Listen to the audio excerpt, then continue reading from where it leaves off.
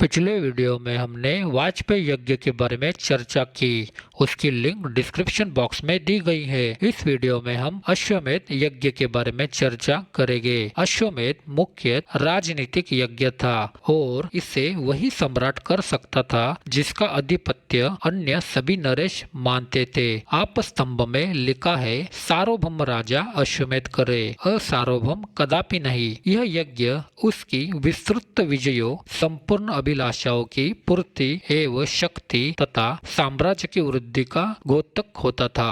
राजा का अभिषेक राष्ट्रीय यज्ञ में किया जाता है और वाजपेय तथा अश्वमेध यज्ञ द्वारा इसे और अधिक पुनर्जीवित किया जाता है। शतपथ ब्राह्मण का कथन है, राष्ट्र व अश्वमेध राष्ट्रीय या शाही प्रभुत्व को इंगित करता है, जो बलिदान के विभिन्न पहलुओं को बहुत अच्छी तरह से प्रस्तुत करता है। अश्वमेध या घोड़े की बलि सबसे प्राचीन और महत्वपूर्ण धार्मिक अनुष्ठानों में से एक है, जिसके द्वारा राजा अपने पड़ोसियों पर आधिपत्य के अपने दावे को मंजूरी देता था। यह उस शासक द्वारा किया जाता है जिसकी ताकत, शक्ति और धन ऐसे महत्वाकांक्षी उपक्रम को कायम रखते हैं। इस यज्ञ को करने से यज्ञकर्ता अपने साम्राज्य का विस्तार करता है, अपनी शक्ति और शक्ति को बढ़ाता है और नए उद्यमों में सफलता प्राप्त करता है। वास्तव में घोड़ा शाही शक्ति और क्षत्रिय का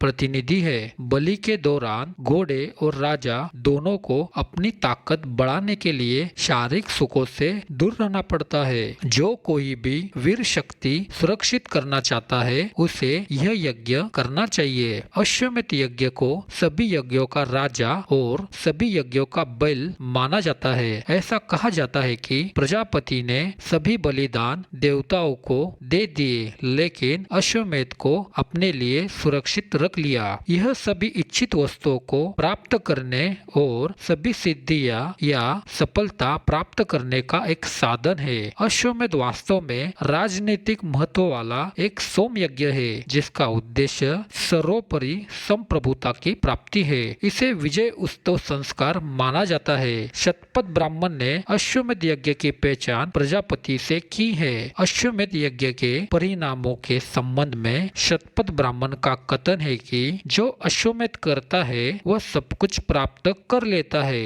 यह सभी अपराधों का प्रायश्चित है। यह सबकी औषधि है। जो शासक राज्य या साम्राज्य से संतुष्ट नहीं बल्कि अद्वितीय सर्वोपरि संप्रभुता प्राप्त करना चाहता है, उसे अश्वमेध यज्ञ करना चाहिए। शतपथ ब्राह्मण इसे क्षत्रिय यज्ञ कहते हैं। यह भी उल्लेख है कि यदि कोई कमजोर शासक यह यज्ञ करता है तो वह पराजित हो जाता है। इसलिए अश्वमेध यज्ञ में शक्ति और राजनीतिक अधिकार का दावा शामिल था, जो निर्विवाद सर्वोच्चता वाले राजा के पास होना चाहिए। यज्ञ का प्रारंभ दिग्विजय यात्रा के पश्चात साफल्य मंडित होने पर इस यज्ञ का अनुष्ठान होता था। ऐत्रेय ब्राह्मण इस यज्ञ के करने वाले महाराजों की सूची प्रस्तुत करता है, जिन्होंने अपने राज्यारोहण के पश्चात पृथ्वी को जीता एवं इसी यज्ञ को किया। इस प्रकार यह यज्ञ सम्राट का प्रमुख कर्तव्य समझा जाने लगा। जनता इसमें भाग लेने लगी एवं इसका पक्ष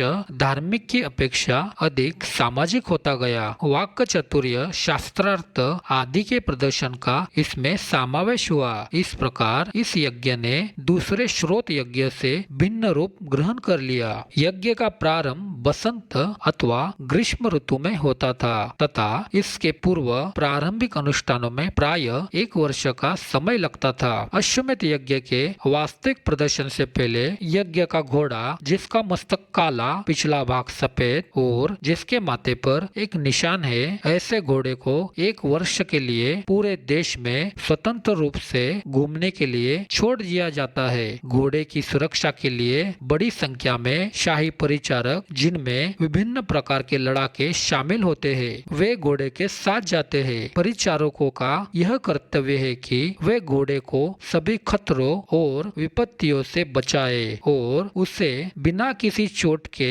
बलि देने वाले के पास वापस लाए। शतपथ ब्राह्मण परिचारकों की एक सूची देता है। कवच पहने हुए 100 शाही राजकुमार, तलवारों से सुसज्जित 100 योद्धा, 100 दूतों के पुत्र और बाणों से युक्त तरकश धारण करने वाले मुखिया, लाठियां धारण करने वाले सेवकों और सारथियों के 100 पुत्र और उनमें से 100 थके हुए घोड़े जो उस बलि के घोड़े को खुला छोड़कर उसकी रक्षा करते हैं। बलि के घोड़ों के परिचारकों की सूची से यह स्पष्ट है कि कुलीन और आम आदमी दोनों ही वर्ग के लोगों ने बलि के घोड़े की रक्षा के लिए पूरी सेना बनाई जाती है। यह अनुच्छेद बहुत महत्वपूर्ण है क्योंकि यह हमें लड़ाकू विमानों के विभिन्न वर्गों और उस काल में उपयोग की जाने वाली विभिन्न मिसाइलों, हथियारों, कवचों के नामों के बारे में एक स्पष्ट विचार देता है। दरअसल शतपथ ब्राह्मण में उल्लेख परिचारकों की यह बड़ी संख्या राजा की सैन्य शक्ति को दर्शाती है। घूमते समय यदि कोई घोड़े को पकड़ लेता है तो इसका अर्थ है कि वह व्यक्ति बलि देने वाले की सर्वोपरि संप्रभुता की प्राप्ति में बाधक है। ऐसे में घोड़े के परिचारक उस व्यक्ति से लड़ते हैं। यदि वे ऐसा करने में असफल हो जाते हैं तो यज्ञकर्ता अश्वमेध यज्ञ नहीं कर सकता है। जब घोड़ा घूम रहा था तो यज्ञकर्ता ने घोड़े के विभिन्न अंगों और विभिन्न कार्यों से संबंधित विभिन्न होम किए थे। घोड़े की वापसी तक यज्ञकर्ता कुछ ब्राह्मण और क्षत्रिय गीतकारों को नियुक्त करता है जो राजा के पवित्र और वीरतापूर्ण कार्यों पर गीत गाते हैं। दिन के समय ब्राह्मण गायक दान, यज्ञ और धर्म परायणता के संबंध में राजा की महिमा गाते हैं। शाम में क्षत्रिय गायक उनकी वीरता, युद्ध में विजय आदि से संबंधित उनकी महिमा गाते हैं। दिग्विजय यात्रा, जब यह अश्व दिग्विजय यात्रा पर जाता था तो स्थानिक लोग इसके पुनरागमन की प्रतीक्षा करते थे। मध्य काल में अनेक प्रकार के उत्सव मनाए जाते थे। सभी देव को नित्य उपहार दिया जाता था। राजा के सम्मुख पुरोहित उत्सव के मध्य मंत्रगान करता था। इस मंत्रगान का चक्र प्रत्येक 11वें दिन दोहराया जाता था। इसमें गान, वंशीवादन तथा वेद के विशेष अध्यायों का पाठ होता था। इस अवसर पर राजकवि राजा की प्रशंसा में रचित गीतों को सुनाता था। मंत्रगान नाटक के रूप में विविध प्रकार के पात्रों, वृद्ध, नवयुवक, सपेरों, डाकू, मछुआ, आखेटक एवं ऋषियों के माध्यम से प्रस्तुत होता था। जब वर्ष समाप्त होता था और अश्व वापस आ जाता था तब राजा की दीक्षा के साथ यज्ञ का प्रारंभ होता था। वास्तविक यज्ञ 3 दिन तक चलता था जिसमें अन्य पशु यज्ञ में होते थे एवं सोमरस भी निचोड़ा जाता था। दूसरे दिन यज्ञ का अश्व स्वर्णाभरण से सुसज्जित करके 3 अन्य अश्वों के साथ एक रथ में बांधा जाता था और उसके चारों ओर घूमकर फिर रानियों द्वारा अभिषिक्त एवं सुसज्जित किया जाता था। जबकि होता यानी यजमान हवन करने वाला एवं प्रमुख पुरोहित ब्रह्मोद करते थे। पुनः अश्व एक बकरे के साथ यज्ञ स्तंभ में बांध दिया जाता था। दूसरे पशु जो सैकड़ों की संख्या में होते थे बलि के लिए स्तंभों में बांध दिए जाते थे। कपड़ों से ढककर इनका श्वास फुलाया जाता था। पुनः मुख्य रानी अश्व के साथ वस्त्रावरण के भीतर प्रतीकात्मक रूप से लेटती थी। पुरोहित आदि ब्राह्मण महिलाओं के साथ प्रमोद पूर्वक प्रश्नोत्तर करते थे। जो ही मुख्य रानी उठ खड़ी होती थी तो ही चातुरी पूर्वक यज्ञ अश्व काट लिया जाता था। अबोधगम्य कृत्यों के पश्चात जिसमें सभी पुरोहित एवं यज्ञ करने वाले सम्मिलित होते थे, अश्व के विभिन्न भागों को भूनकर प्रजापति को आहुति दी जाती थी। तीसरे दिन यज्ञकर्ता को विशुद्धि स्नान कराया जाता था जिसके बाद वह यज्ञ कराने वाले पुरोहितों तथा ब्राह्मणों को दान दिया जाता था। दक्षिणा जीते हुए देशों से प्राप्त धन का एक भाग होती थी। कई कई दासियों सहित रानियों को भी उपहार सामग्री के रूप में दे जाने का उल्लेख पाया जाता है। अश्वमेध यज्ञ ब्रह्म हत्या आदि पापक्षय के लिए और स्वर्ग प्राप्ति एवं मोक्ष प्राप्ति के लिए भी किया जाता था। गुप्त साम्राज्य के पतन के बाद अश्वमेध प्राय बंद ही हो गया। इसके परिवर्ती उल्लेख प्राय परंपरागत मत है। इनमें भी इस यज्ञ के बहुत से श्रोतांग संपन्न नहीं होते थे। अश्वमेध यज्ञ का महत्व।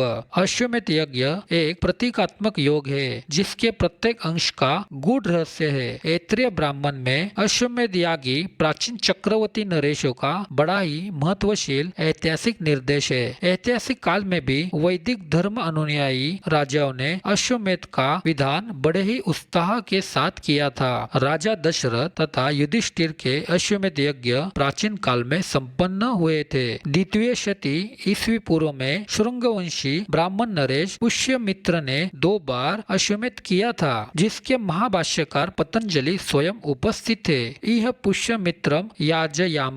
गुप्त सम्राट समुद्रगुप्त ने भी 4वीं सदी ईस्वी सन में अश्वमेध किया था, जिसका परिचय उनकी अश्वमेधीय मुद्राओं से मिलता है। दक्षिण के सतवाहक चालुक्य और यादव नरेशों ने भी यह परंपरा जारी रखी। इस परंपरा के पोषक सबसे अंतिम राजा जयपुर के महाराजा सवाई जय सिंह प्रतीत होते हैं, जिनके द्वारा किए गए अश्वमेध यज्ञ का वर्णन श्री कृष्ण भट्ट कवि कलानिधि ने ईश्वर विलास महाकाव्य में तथा महानंद पाठक ने अपनी अश्वमेध पद्धति में, जो किसी राजेंद्र वर्मा की आज्ञा से संकलित अपने विषय की अत्यंत विस्तृत पुस्तक है, इसमें किया है। युधिष्ठिर के अश्वमेध यज्ञ का विस्तृत रोचक वर्णन जैमिनी अश्वमेध में मिलता है। शतपथ ब्राह्मण में यह उद्धृत किया गया है कि वास्तव में अश्वमेध का अर्थ शाही प्रभुत्व है। शाही प्रभुत्व में घोड़ा भ्रमण करता है। जो घोड़े की रक्षा करता है, उनमें से जो अंत तक पहुँचते हैं वे शाही प्रभुत्व के भागीदार बन जाते हैं, परंतु जो अंत तक नहीं पहुँचते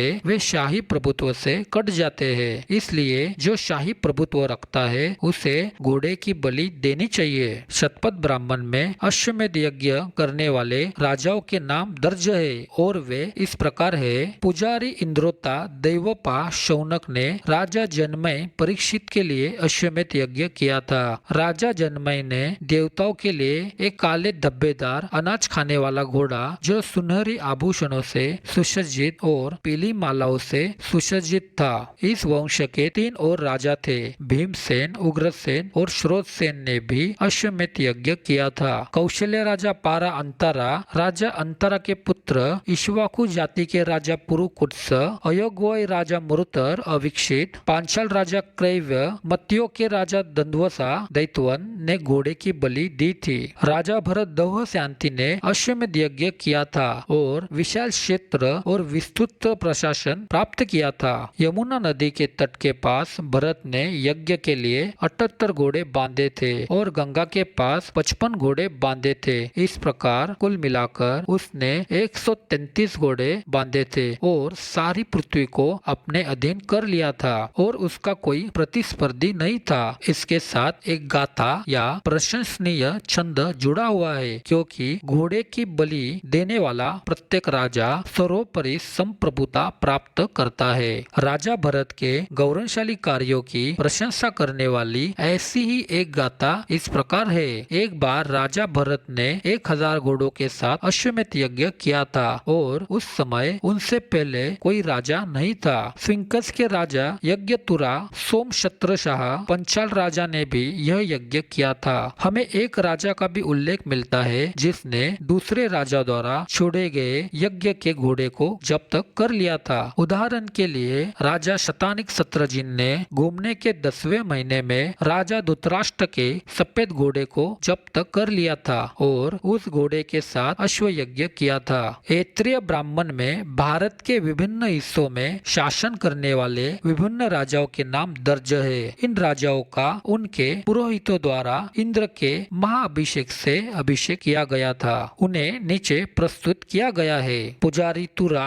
कावशेय ने महाराज परीक्षित के पुत्र राजा जनमय का अभिषेक किया था, जिन्होंने पृथ्वी पर विजय प्राप्त की थी और अश्वमेध यज्ञ किया था। राजा शरियत मानव को ऋषि च्यवन भार्गव द्वारा पवित्र किया गया था। वज्ररत्न के पुत्र सोम सुषमा ने राजा शतानिक सत्रजित का अभिषेक किया था। पर्वत और नारद ने राजा अम्बेष्ट और युद्ध सृष्टि अग्रसेन का अभिषेक किया था। राजा विश्वनाथ भवन का ऋषि कश्यप द्वारा अभिषेक किया गया था। वशिष्ठ ने सुदास पैजवन का अभिषेक किया था। सर्वत अंगिरस ने मरुद अविक्षित का अभिषेक किया था।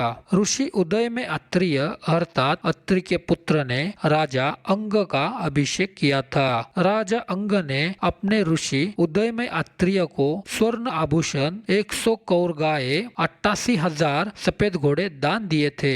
ऋषि दीर्घतमा ने दुष्यंत के पुत्र राजा भरत का अभिषेक किया था। इस भरत राजा ने 133 अश्वमेध किए थे। इन राजाओं ने संपूर्ण पृथ्वी पर विजय प्राप्त करने के बाद अश्वमेध यज्ञ किया था। इस तरह से हमने अश्वमेध यज्ञ के बारे में चर्चा की। ऐसी और अधिक जानकारी पाने के लिए हमारे चैनल को जरूर सब्सक्राइब करें। धन्यवाद।